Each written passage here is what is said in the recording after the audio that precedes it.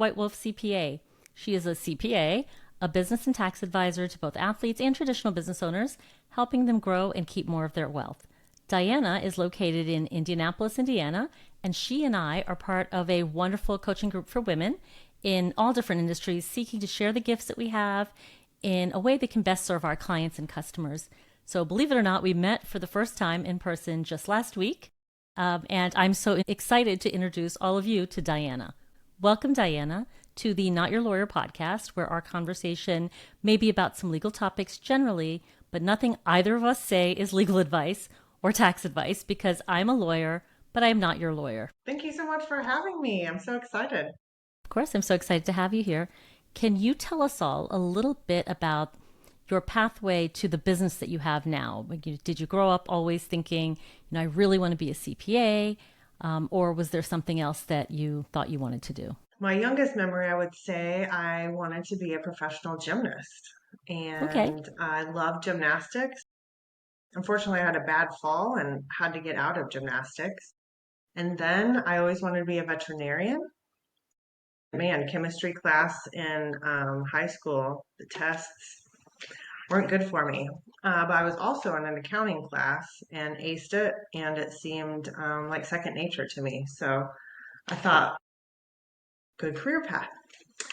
I started out, I got my Bachelor's of Arts and majored in accounting and Japanese and looked to work for Deloitte and work with a lot of the Japanese-owned manufacturing companies in Indiana.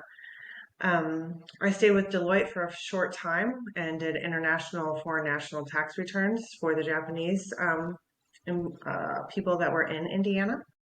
I moved on from there to a local CPA firm and then to a local family-owned construction company. And then from there, I worked at a family office where I helped manage about 55 million in assets. And there I really learned how I wanted my own practice to serve the community in that it's not just about the money that you make, but it's how you protect and grow that income after you've made it for not only your generation, but the next generation and the next generation after that.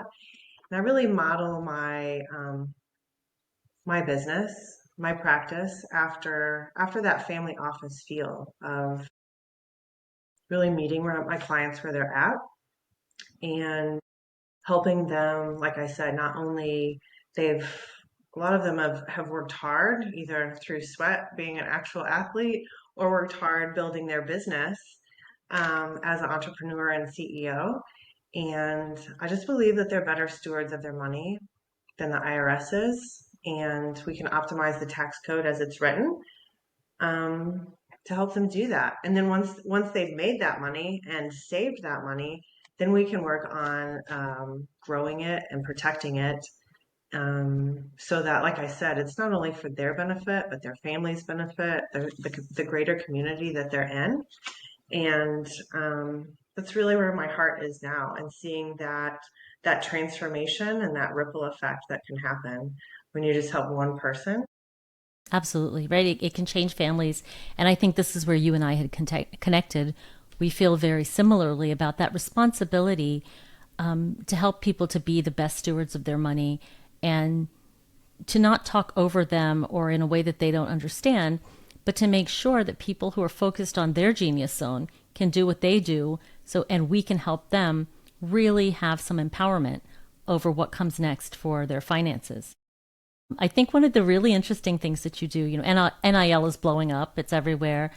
And a lot of usually young people are put in a position where, you had an allowance last week and now you have an LLC with your name, image, and likeness. And that's an area that your business is growing into, and you're serving athletes at different levels.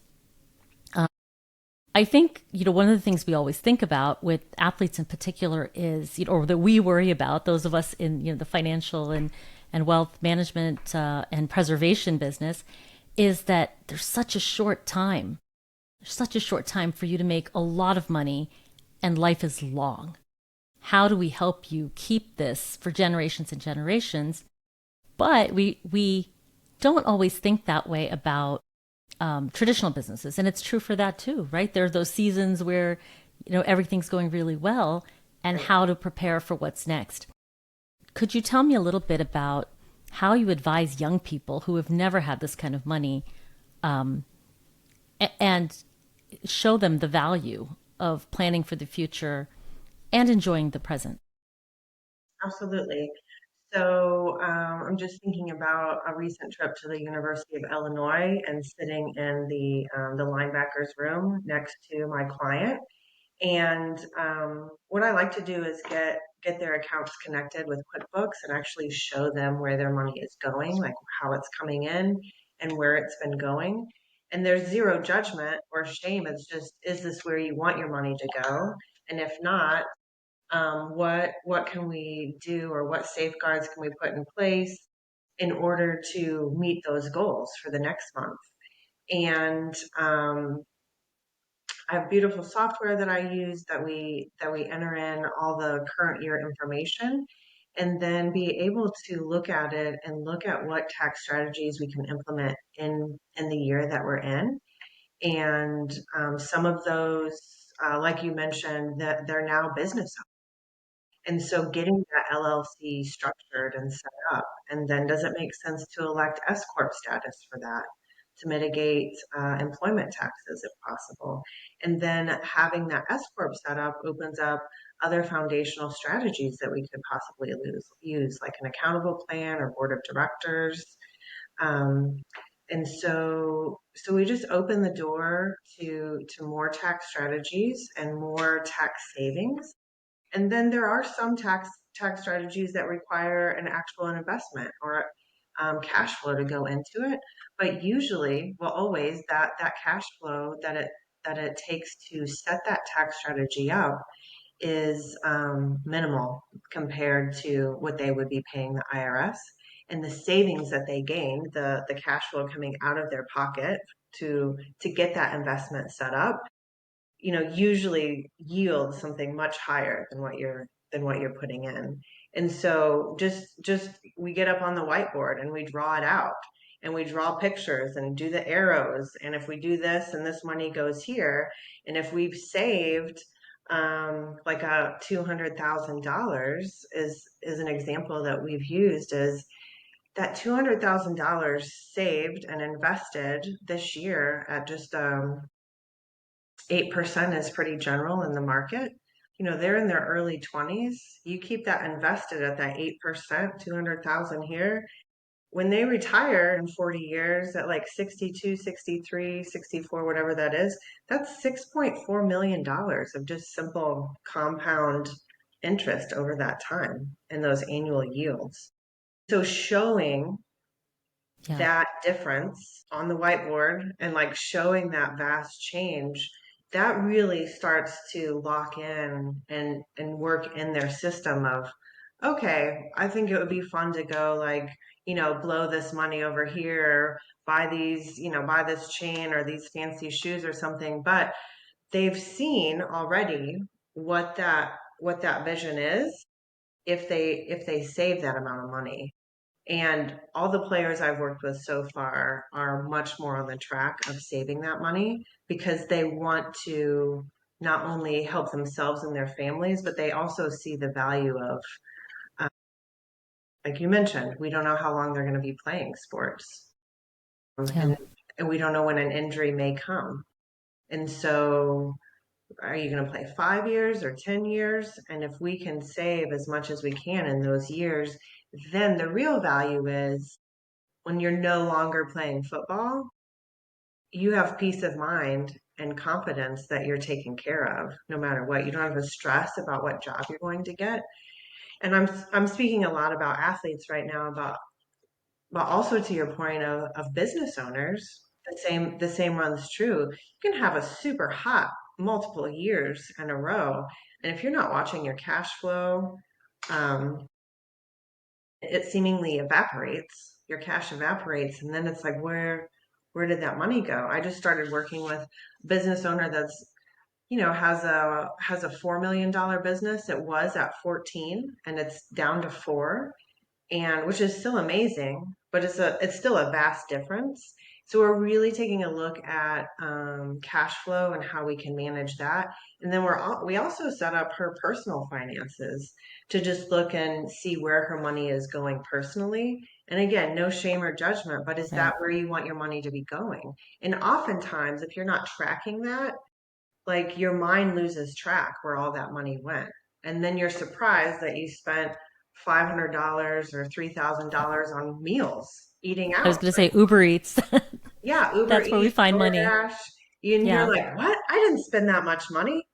And you look at it and you did. And so um, then you have that opportunity if you don't want to be spending that money towards meals, which I think it's great to eat out and support that staff and that community as well. But if you have different goals in life, just making sure that your cash outlay is matching the goals that you have. No, And watching that absolutely. on a consistent basis gives you clarity, and where there's clarity, there's energy, and then where there's energy, you can focus on what you want to focus on and not feel like at the end of the year, where did my money go? Or now I have to write this big check to the IRS and I don't have that money. Sure. And so, how much do you think your own background, right, coming in as an athlete, helps you to really connect and drive that message home? Because I feel like for both of us, when you're an entrepreneur versus, working for someone else, you start to see things when you're working with other entrepreneurs that might be missed by other professionals, right? We have a different perspective. Um, Almost like, we talk about, both you and I, in our professions, part of our job is to help protect people from these choices that they may want to make. But as entrepreneurs, we also know that sometimes the value is in saying, yes, let's do it, even if it seems crazy, because that's where some of the biggest gains are made. So, how much of your experience as being a gymnast do you think has added to the authenticity you bring to working with athletes? Ooh, good question. I think it gives me that comfort and relatability when I'm sitting next to them, that I'm definitely no football player, but I do know what it means to dedicate a lot of hours of your life to a sport.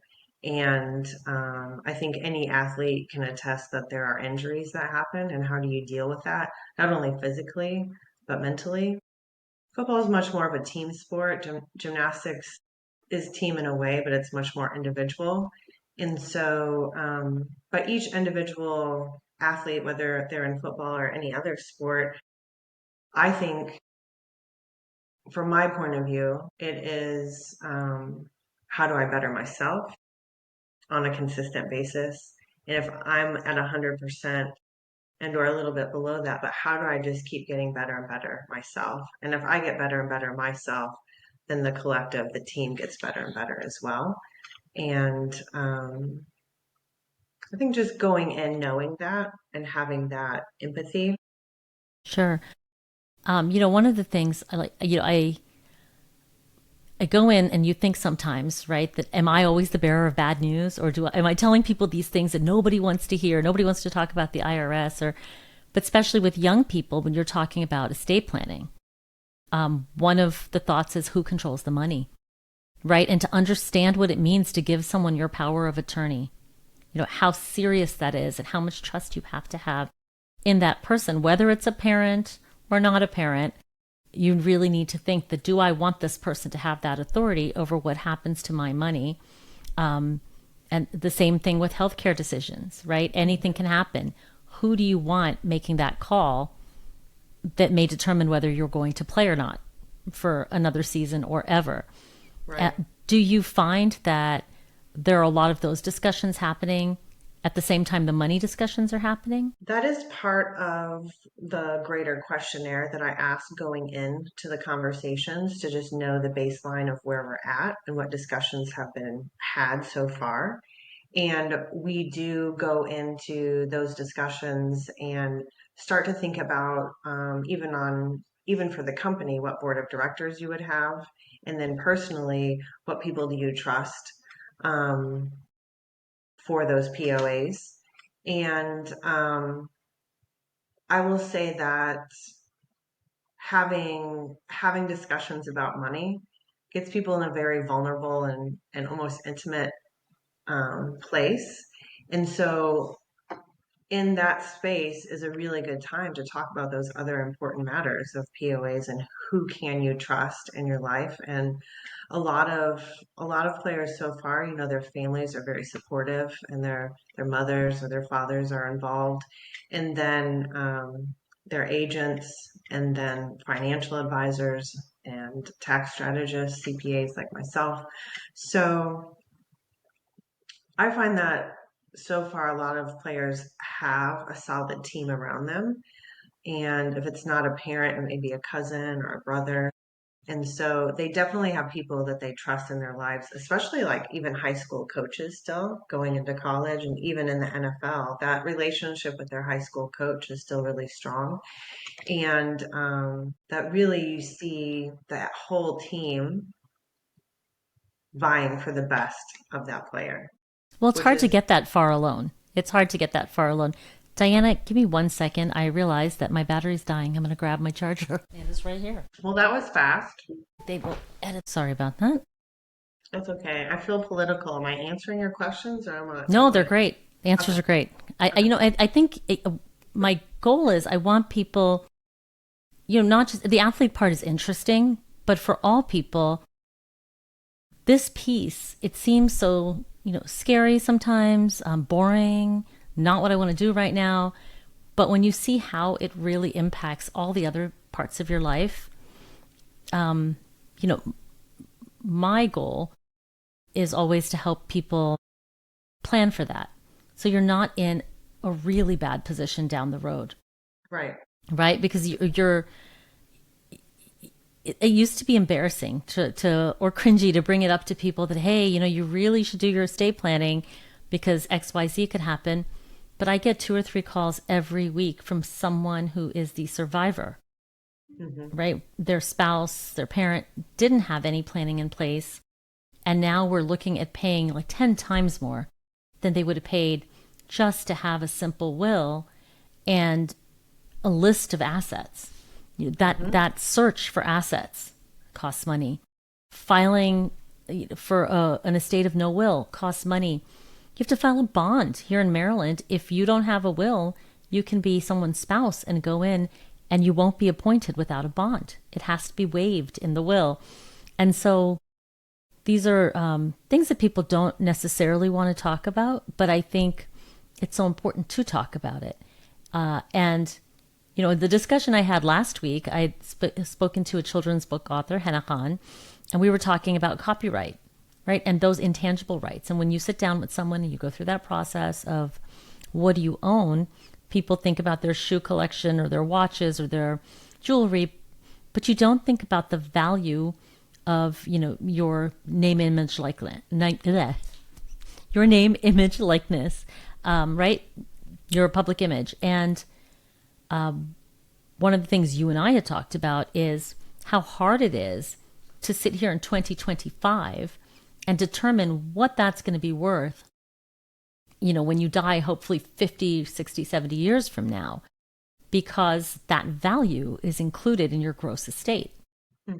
And so part of planning for someone who has these intangible assets is to think about how to mitigate that, what that value is going to look like and how to pay that tax if you haven't done that. People do things like irrevocable life insurance trusts where you've got those funds, they don't belong to you, and it can be used to pay an estate tax. Or if you're in a position where you've had a great career, you know where it is, and you know that this has a value, to assign that value to a child who is in a lower tax bracket. Have you done any of that planning? Has that been an issue that's come up with people, or are they not quite thinking about that yet? Not yet, and I believe after this, the tax deadline on 10/15, and we get all the 2025 tax strategies locked in that October timeframe. That leaves November and December to do the other part of the conversation of that estate and that trust planning, so that they're well taken care of. And there are those already in the NFL have policies in place, but for the college athletes, there are life insurance policies that have been put in place as well, so that and or injury policies and or um, short-term disability policies and those sorts of things. But the greater trust conversation um, seems to be the last one to be had. It's so important. Not that it's not important. It's just right. My focus right now is that 10/15 tax deadline, and the making sure the tax strategies are in place for 2025, and then having that third leg of the conversation, that third pillar of protection, and having that conversation. And I found, especially in recent years, business owners have become more savvy in that they understand that when you work with a team, all of these pieces come together, right? So with most of my clients, especially high net worth clients, they have an accountant, they have a financial advisor. So my part is my part. And there is a team who's been helping them with those taxes so that if we set up that irrevocable life insurance trust, I know their accountant. So we know that those gift tax returns are being filed, Right. right? Because it's so overwhelming to get all of these documents. So many people feel like they are now done. They don't realize you have to now transfer the assets into the trust. You have to tell your accountant so they can do the appropriate filings to make sure that things work the way that you want them to work. And if you're working with a team of advisors that you trust and they're working together, ultimately it does save you money. It feels like, oh, now I'm going to pay for your time and this person's time. At the end of the day, if your advisors know what the other people are doing, it really builds a better structure for you down the road. Absolutely. And then when that time comes, we don't want to talk about it, but we're all going to die. We're Right. not immortal, right? Not Thor.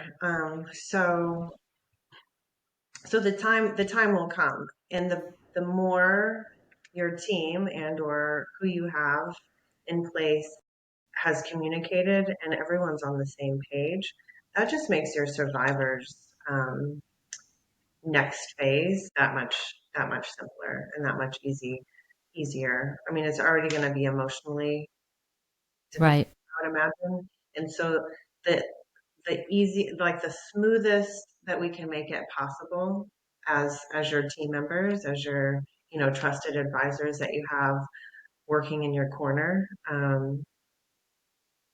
we can make it the smoothest possible after your passing. Absolutely. I kind of wish that we had this portal where we could show people that, like it's a wonderful life. Like this is what it's going to look like. You don't want that, do you? What you want is for them to focus on the good times, focus on their feelings, focus on what's happening, not looking for the password to your phone or trying to figure out if you even had life insurance. That should be done. Right. That should not be something on their plate. So, to transition to something a little happier, what are the similarities that you see? This is kind of a more exciting business, right? Working with college athletes. But there's a lot of carryover and things that are so similar when you're working with a solopreneur, for example. Right. I would say with a solopreneur, especially with a in comparison to a new college athlete, is that you're somewhat new to money, you're somewhat new to being a business owner, and so knowing what that structure is and knowing when the right timing is to elect different statuses and or when to implement one strategy over another. I think those are all very similar, and I'm a very literal and straightforward person. So I mean, the financials are the same. We're going to have a P&L, we're going to have a balance sheet, we're going to have cash flow, we're going to file a tax return, 1040 definitely for personal, and then whatever business return we're doing, perhaps, and or a trust return as well. So like all those like finished products are the same across the board. It's just how many zeros are on there, you know? And so maybe I oversimplify it, but in my mind, it's quite simple. Like everything ends or comes to those financial statements and to those tax returns in my world. And so every one of my clients, it's the same checkbox for all of those. And so, Yeah, where and was I we going with plan that? for success. We hope for success, that there's that upward trajectory. But like you said, we don't live forever and we don't work forever, hopefully. And so Right. even like an athlete, a solopreneur in particular, we had talked about this idea. I get this question a lot. Why do I need an operating agreement when it's just me? Do you want the state to dictate how your business is run? And also, what happens when you're not able to run your business? Who's going to make those decisions? Again, like intangible, your LLC interest is a probate asset. If you haven't planned for it, and it varies by state, but in Maryland, you can actually make that designation within your operating agreement. There's so much you can put in there, and buy-sell agreements for a solopreneur. If you have the kind of business that can continue without you, you want to make those decisions. Exactly. Exactly. And plan. I know when you're a solopreneur and you're just getting started, you're not necessarily thinking of your succession plan or your exit strategy. But I would say as you grow and you look at that, that I think that is part of how you can build your business for success is that succession plan because then your clients have the confidence that whether you're here or not, the services can continue. And having that succession plan in place, and like you said, the importance of having that in your operating agreement so that the state doesn't dictate what happens, your will can. Absolutely. Perfect. Or your operating agreement. And I think the other piece to that is, especially with married couples, Mm, a lot of times you see businesses where they're not really working together. I think my husband and I started working together out of necessity, but before that, I didn't know anything. I didn't need to know. I didn't want to know anything about his business. And then I got in there and I started, doing what I do, but only because he needed me to. And on the estate administration side, I'll see mostly widows come in, and it's a business that 100% you can continue to run, like real estate investments. mhm, It just takes a little bit of encouragement and a little bit of training. mhm, And so I think with solopreneurs in particular, having that discussion about, do you think this is something that you would want to take over if he's not able to do it? Which of your children do you think would be capable of doing this? Because that's not a game time decision. It has to be planned for ahead of time. That training has to be put in place, and really building that confidence. I had one of my pivotal moments in my career was I had a widow come in, and her husband had multiple parcels of land, all over. And we're looking at it, and I told her, absolutely, you can do this. These are rental properties. You can get a management company to help you. You don't have to sell it all. Let's talk to your accountant. And she said, no, I don't want to talk to him. She said, whenever we went in, he would never look at me. He only talked to my husband. I don't like him. I don't want to talk to him. And the good news is he doesn't have to be your accountant. We can find you somebody who can talk to you, in like a human being. And if you're having those, meetings, it doesn't have to be every meeting together. But if that's your plan and you start bringing your spouse or your children in, early, then you right. can prepare them for that next step if that's what you want. Exactly. I have a client story that dovetails on that. Is that okay to share now? Please, please. So, a client here local in Indianapolis, and her husband passed, and she took over operating it was about 20, 21 properties. And she had been with him and managing and operating them before he passed. And then she took over, and then their son has started to learn the process and really helped her out, is helping her out. And then her stepson has also come in and started helping out. But you start to see, and I have a couple other examples like that, but you start to see the the family trajectory and like how that impacts the family and how excited they are and really kind of like honored that dad got this set up and like really set up his whole family for success to be able to just carry on this tradition and live their lives the way that they can. I know the son is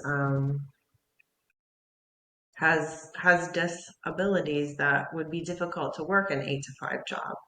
And so for his father to be able to set up an empire in my mind that will help minimal effort to like maintain it for him and he can live off of that his full life and never have to worry about um, where that money is coming from or be stressed out that he can't do those normal tasks in an 8 to 5 job and Yeah. he's well taken care of. And that's generational wealth, right? Like we all, how do you build it? Just one generation can blow it. And Right. so the best way to really ensure it, you've got your trust, you have all of those protections, but really is to prepare your family for that future. And some of that is financial preparation, certainly, Hmm. for what's next.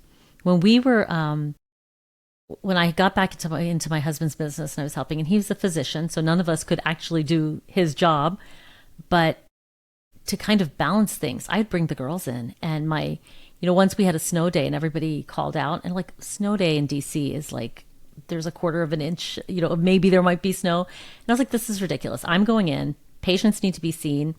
And I brought the girls and I had one, she was the medical assistant. The other one answered phones. And I texted everyone. I said, hey, my kids are here. Don't worry. And you better believe everybody came in, Right. and so it gives you a different also perspective on what Hmm. mom or dad does if you are Exactly. involved in that family business. Exactly. And I would add on to that with a different client that just elicited a story from is that um, this client medically was not able to, he's a dentist and was not medically able to serve his clients for a 5 to 6 month period. And instead of shutting down, his wife helped run it, and then they brought contractors in, and his dad was able to come in. So they were able to run the business and still serve the community and the clients while he took care of himself medically. And then Yeah. when he was able to come back, I mean, the business has done twofold what it was able to do with the contractors, but still, it didn't shut its doors. It continued to help the community and hired in contractors that wouldn't have otherwise had a job. And so I would say even for, in your case, you're not a physician, you can't do that, but I know you would still find somebody and find a way for that practice to continue on if that's what you chose to do, to serve that community that your husband grew. Absolutely. And we had gone on a cruise and he was playing basketball with my younger daughter, went up for a shot, and his arm started turning blue. So we've already taken like the longest vacation we've ever taken. We've got 10 days off. And now he has torn a bicep in the arm that he does colonoscopies with. And they said, overuse. We come back, he's got surgery, and now he's out again for 6 weeks. And really, for solos, it's hard, but if you're a service based business where you are the business, Hmm. it is really hard to keep going um, if that primary person is not there. Hmm. And to jump in at that point to understand the business would have been impossible. Hmm. But to have enough of an understanding of what's happening and how to shift things to get through it is crucial. And nobody, like nepotism gets a bad name, but really, truly, if you have family members that you trust and who are competent and can be trained, they are the best employees to have and the best people to have on your team. They have that vested interest. Absolutely. Absolutely. So, are you going to the game on Saturday? Illinois versus USC. Good question. I went to the last game this weekend. So the short answer is no, I'm not going to that game. This weekend, I was able to find some tickets for the Zach Bryan concert at the Oh, Big nice. House in Ann Arbor. So my husband and another couple are going with us. And so we're going to another football stadium, but not for a football game. Well, good, because we would have had to be on opposite sides. My younger daughter is the director of football operations at USC, and they will be in Champaign, Illinois this Saturday morning. Are you going to be there? No, I'm going to be in LA. I'm at a conference in LA, so I'll be in her city while she's in Illinois. And then I'm staying Monday and Tuesday for an IP conference, and she'll be Nice. back on Saturday. So I'll see her Saturday night. Nice. Nice. I will be on campus on Monday to sign some documents in Yeah. person, but It's fun, right? It's fun to be on college campuses. I love it. it's fun to be on college campuses. And although I love Zoom calls and I love that one of the positives I think that came out of COVID was business over the internet and the availability to help more people. But I'm still a person that loves to be in person and sit next to my client and answer those questions and make sure that they're really comfortable and understand what's going on. And not just as I'm never going to understand the playbook, their football playbook, and like the calls that they know to that level of detail, but they could explain a couple of things to me where I'd understand what's happening on the field. And Yeah. same thing in the tax world. Like I want to, I'll walk in as the expert and know, but I want them to have that comfortability and understanding so that like I hope that I get to work with them their whole careers and their life and help their kids.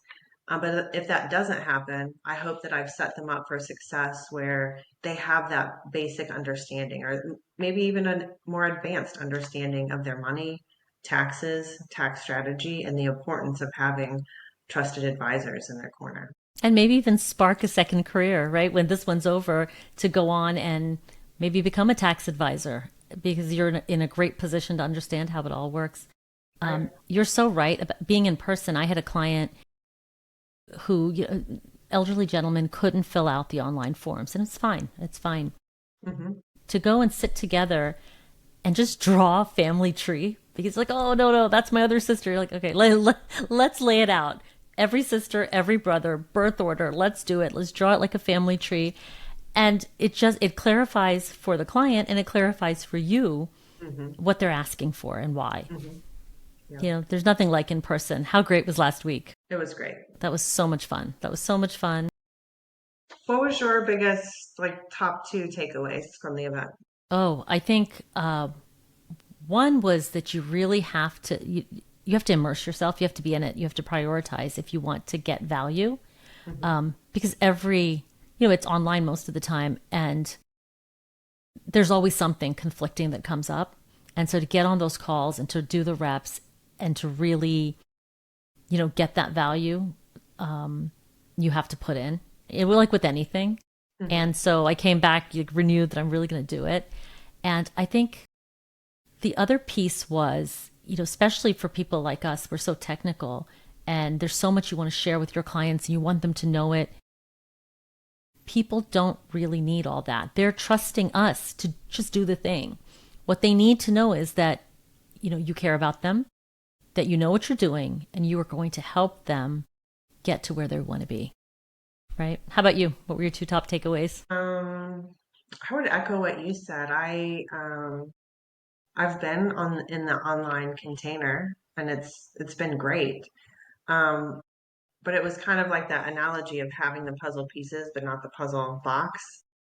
And so being there and being immersed in it, I was really able to embody all the principles and everything that we talk about. And so I feel like it's really like locked in and I've got it now. Whereas before it was somewhat elusive, like it. Absolutely. Um, Yeah.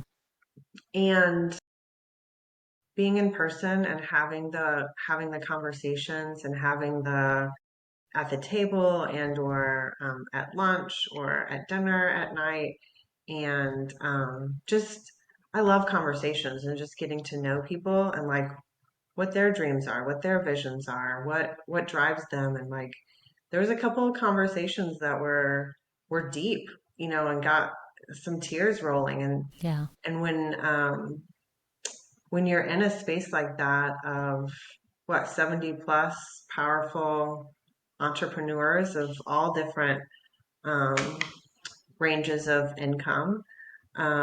It can be so inspiring and a bit uncomfortable because you're pushing your limits, which is what I went there for, Yeah. and so again, it creates this like vulnerable and intimate space where you're trusted and you can have some really deep, meaningful conversations. Absolutely. And I think it flows through. I got one of the women there, Wendeley, did those mini photo shoots, and I wasn't planning on doing it, but for the podcast, I needed new pictures, and we were both there. I didn't have the right clothes. I didn't have anyone to do my hair or my makeup.